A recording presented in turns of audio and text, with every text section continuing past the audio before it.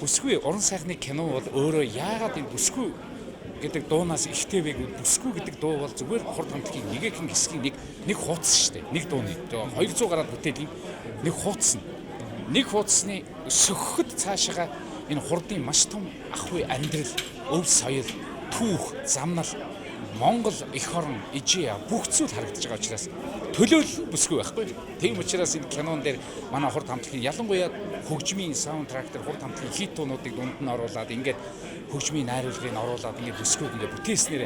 За энэ бүсгүй дууг өөрөө бас манай кино жүжигчин Ариун Бэмт маань өөрөө дуулснараа бүр илүү хүмүүст их таалагдж байна. Хүмүүст их гоё. Ер нь альва зүйл ганцаархнаа цорог ганцаараа байна гэж байх. Заавал бүх зүйл урлагийн бүх зүйл бид нар хамааралтай байдаг. Бүсгүй дуунаас бүх зүйл хамааралтай. Тийм учраас өнөөдөр уран сайхны кино хүртэл гараад ирж байна. Хурдын нэг түүхийг сөхөхөд ийм байна. Цаашаага маш олон түүх сөхөхдөөс маш олон уран бүтээлч нарын одоо дуучид хамтлагууд манай Монгол рокийн попын маш олон тийм түүхүүд биднэрт ингээд арвин түүхүүд байдаг.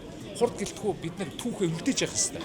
Энэ нь бид нар үлгэр жишээ болж байгаа. Тийм учраас хурд хамтлаг өнөөдөр бүсгүй уран сайхны киногоо ингээд нээгээд ингээд аз жаргалтайгаар эхэлж байна да.